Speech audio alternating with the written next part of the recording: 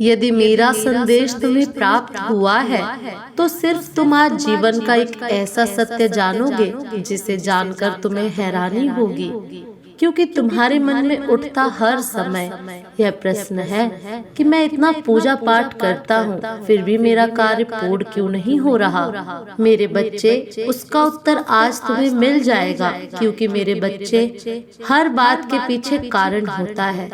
कारण अच्छा हो या बुरा, लेकिन होता जरूर है। यह बात सत्य है, बस केवल तुम्हें साधारण आंखों से न तो वह कारण दिखाई देता है, न ही तुम जानते हो कि आगे तुम्हारे जीवन में क्या होने वाला है। तुम केवल यह देख सकते हो, वर्तमान में चल रही बातों को जान सकते हो। जैसा समय तुम्हारे समक्ष, उस समय के बारे में तुम्हें ज्ञात होता है, लेकिन कुछ ऐसी बातें हैं जो तुम्हें जानना बहुत जरूरी, क्योंकि जिसको संपूर्ण ज्ञान हो जाता है वह ना तो परेशान होता है किसी चीज को पाने के लिए, और ना ही मन में इन प्रश्नों को बार बार सोचकर हैरान परेशान होता है कि उसकी इच्छा पूर्ण क्यों नहीं हो रही है। मेरे बच्चे, इस बात को समझना जरूरी है कि यदि तुम ऐसा सोच रहे हो कि तुम्हारी उन्नति नहीं हो रही तो तुम गलत सोच रहे हो। आज से पहले के समय को देखो और आज के समय को देखो, दोनों में तुलना करोगे तो तुम्हें खुद ही ज्ञात हो जाएगा कि तुम पहले से कितना उन्नति कर चुके हो। बस फर्क इतना है कि तुम आज जो चाहते हो उस चीज आज के समय में तुम्हें वह प्राप्त नहीं है। इसके साथ ही कभी कभी तुम इतनी बड़ी चीजों की आश कर लेते हो जो तुम्हारे लिए बनी ही नहीं है, क्योंकि जिस प्रकार एक हाथ में 5 उंगलियां होने के बाद भी कोई भी उंगली बराबर नहीं होती, एक बड़ी होती है दूसरी उंगली की तुलना में।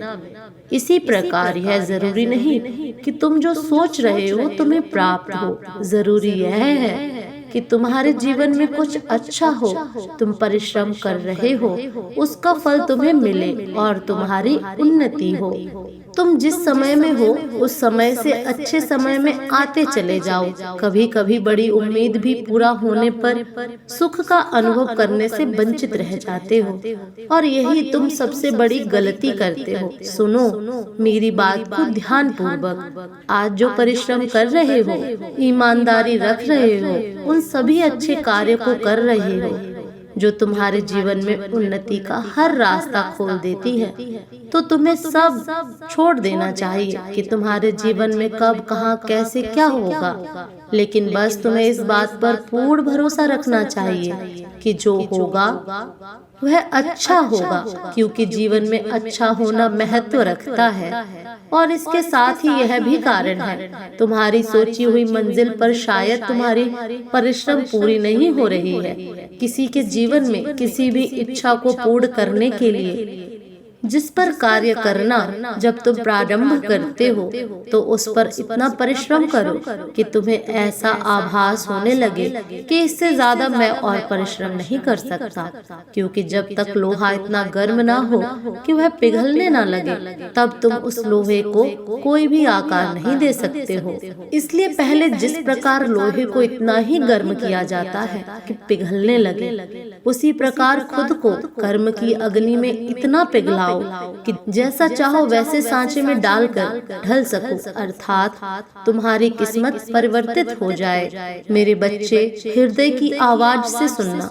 तुम्हारे हृदय में वही आवाज उत्पन्न होगी, क्योंकि किसी भी कार्य को पूर्ण करने में कार्यों की कमी तुम्हें उस मंजिल से दूर ही रखती है। ना तो मुझसे कुछ पूछने की जरूरत है और ना ही तुम्हें अपने मन को निराश करने की। मेरे बच्चे, तुम्हारा कार्य पूरा होगा या नहीं, कार्यों को करो निस्वार्थ भाव से, तब तुम्हें अवश्य फल प्राप्त होगा। मुझसे कुछ पूछना चाहो, तुम्हारे हृदय में उत्पन्न हुई आवाज ही मेरी आवाज होगी।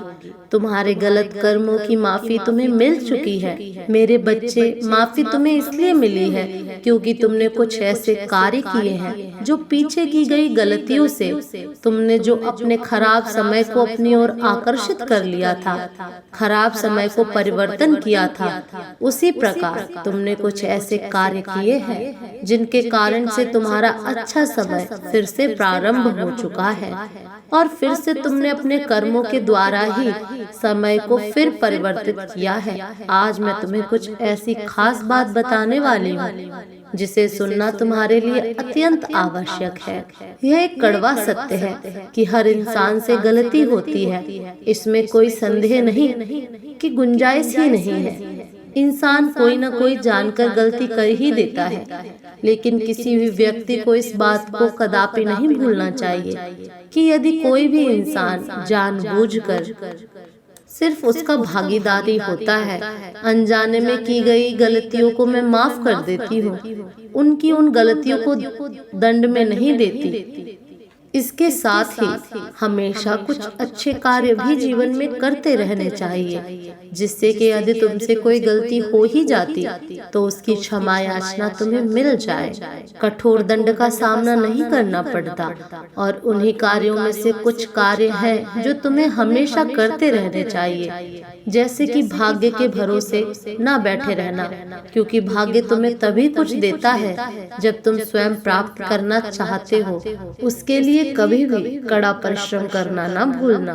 यदि तुम्हारा मस्तिष्क कुछ प्राप्त करना चाहता है तो उसके लिए कठोर तपस्या करना आवश्यक है। इसके लिए तुम्हें ऐसी शक्ति आकर्षित करनी होगी, तुम्हें अपने मन पर लगाम लगाना सीखना होगा, दूसरों की मदद करना सीखो, कुछ ऐसे काम करो जिनको करने के काफी समय पश्चात तुम्हारे हृदय और तुम्हारे मन को खुशी हो, क्योंकि तुम इस बात को स्मरण रखना, किसी भी कार्य को करते समय भले ही तुम्हें खुशी ना हो, लेकिन काम को करने के पश्चात जिस कार्य के करने से हृदय और मन को खुशी हो वही अच्छा काम होता है। तुम गलत काम करोगे तो भी तुम्हारे हृदय को जरूर अच्छा नहीं लगेगा।